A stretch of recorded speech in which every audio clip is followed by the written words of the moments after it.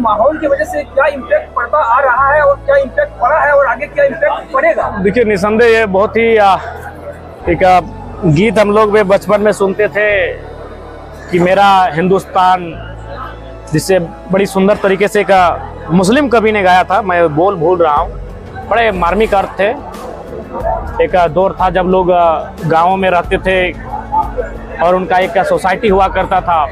सभी लोग एक दूसरे के पर्व त्योहारों में, हर घर की वैवाहिक कार्यों में, रस्म रिवाजों में अपना क्षमता के अनुसार सहयोग करते थे और एक बड़ा सुंदर सामाजिक अवधारणा और ढांचा बनकर हुआ करता था। लेकिन आज विगत कुछ वर्षों में ये सच्चाई है कि लोगों ने धार्मिक जो विषय हैं उनको राजनीतिक तौर पे उभर कर सामने लाने का कार्य किया है, जिनसे राजनीतिक लोगों को बड़ा लाभ मिला है। लेकिन आम व्यक्ति कहीं ना कहीं उन क्रियाकलापों के कारण बहुत ही मतलब कह सकते हैं कि अपने आप को एक रसातल में चले जा रहे हैं। तो इसलिए इस देश के बुद्धिजीवियों को मेरा उनसे अपील होगा कि आज आवश्यकता है इस देश को जो धार्मिक मतभेद उत्पन्न हो रहे हैं उस मतभेद से दूर करने के लिए सभी धर्म के बुद्धिजीवियों को सामने आना चाहिए और एक विशेष संदेश इस देश को, इस राज्य को देने की आवश्यकता है। मैंने पहले कहा कि मैं महतो समाज का बेटा हूं, लेकिन जरूरी नहीं कि मेरे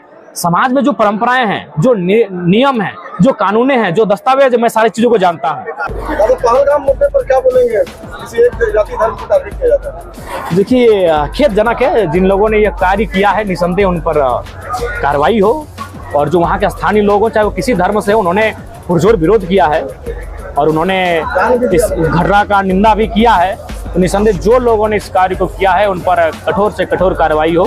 सरकार को इस पर एक्शन लेने की आवश्यकता है। आज का सम्मेलन का क्या उद्देश्य है? आज का सम्मेलन का उद्देश्य यही है कि सभी समाज के लोग बड़ी उम्मीद और आशाओं के साथ जलकेम परिवार के साथ जुड़े, उनको अपने सामर्थ्य के अनुसार मत देने का कार्य किया। तो लिहाजा सबका साथ सबका चलेगा कैसे, हम लोग सब एक यूनिटी के साथ बनकर बढ़ेंगे कैसे, उस पर चर्चा परिचर्चा है। और लगातार नियमित समय के अंतराल में लगातार सभी विंग, सभी विभागों से बातचीत होती रहेंगी ताकि हम लोग इस परिवार को जो एक प्रगाढ़ संबंध से और मजबूत किया जा सके। आप पे काफी आरोप लगता है कि फोन नहीं उठाते, आपने करीबी कार्यकर्ता हो रहा है। मैं देखिए, सवाल ये है कि फोन को हमारे कार्यकर्ता ही वो इतना प्रचार कर चुके हैं कि पूरे राज्य, पूरे देश से लोगों का कॉल आता है और मामूली से मामूली विषय पे चलाता है। तो इसलिए क्या होता है कि जब उनका इम्पोर्टेंट कॉल आता है तब तक कई ऐसे लोग होते हैं जो अनावश्यक अपनी बातों को कैसे है, हम तो मतलब सिर्फ जानने के लिए कि फोन किनका है हम सेव कर रहते हैं, जांच रहते हैं। तो इसके लिए हमने एक प्लेटफॉर्म तैयार किया है कि आप कम से कम हमारे साथ साथ हमारे जिस पंचायत से आप हैं, चलिए ठीक है, प्रखंड भी बहुत बड़ा होता है, कम से कम आप अपना पंचायत अध्यक्ष का नंबर रखिए। आप निश्चिंत डायल किया, अगर हमारा नंबर डायल कर नहीं रिंग हुआ, अपने पंचायत अध्यक्ष को डायल कीजिए, तुरंत आपको हमारी गाड़ी तक जहां हम हैं उस इर्द गिर्द आपको पहुंचा देंगे, ये गारंटी है। एक सवाल रहेगा जरूर था कि क्या गरीब बच्चों को बेहतर शिक्षा लेने का हक है या नहीं? अगर है तो फिर प्राइवेट स्कूल जिस प्रकार ब्लैकमेल कर रहे हैं, शोषित कर रहे हैं, वो कब तक बंद होगा? देखिए, उसके लिए सरकार को अपना जो एक्शन है उसे स्ट्रिक्ट करना होगा। ये सच्चाई है। हमारे बहुत सारे मित्र हैं जो आज डीओ के पोस्ट पे कार्य कर रहे हैं। उनका कहना है कि छोटे जो विद्यालय हैं प्राइवेट, वो मान लेते हैं डीओ का कहना, लेकिन बड़े जो विद्यालय हैं वो हमें ही आग दिखा देते हैं। तो इससे उनका मनोबल बढ़ा हुआ है, ये सच्चाई है और ये सरकार को गंभीरतापूर्वक संज्ञान में लेने की आवश्यकता है।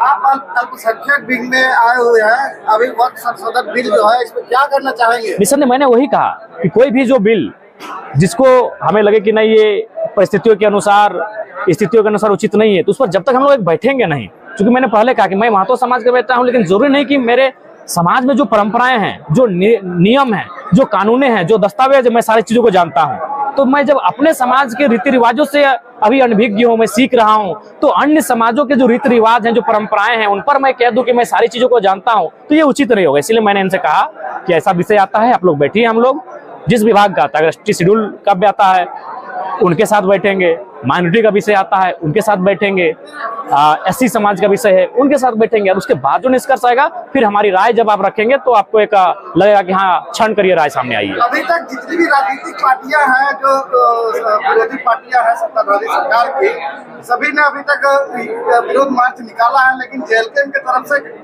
अभी तक कोई रिस्पॉन्स नहीं देखने को मिला। इसमें क्या करना चाहेंगे? देखिए, मैंने आपको पहले ही कहा है कि जब तक हम लोग बैठेंगे नहीं, जेएलकेएम एक नई पार्टी है, 2 महीना पुरानी पार्टी है, तो निसंदेह एक नई पार्टी है तो उस पर चुनौतियां बहुत सारी हैं।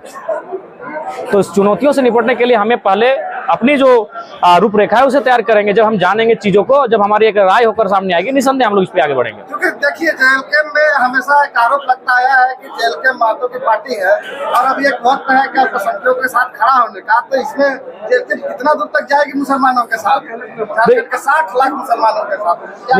निसंदेह पहले उस विषय को हम लोग अध्ययन करेंगे और उसके बाद जो निष्कर्ष सामने आएगा, और हमारे संगठन में जो अल्पसंख्यक समाज के युवा हैं, जो पार्टी में बड़े पदों पर है, उनकी जो राय आएगी उसके बाद हम लोग इस पर चर्चा करेंगे। युवाओं के लिए क्या संदेश होगा आपका समस्त झारखंड वासियों के लिए?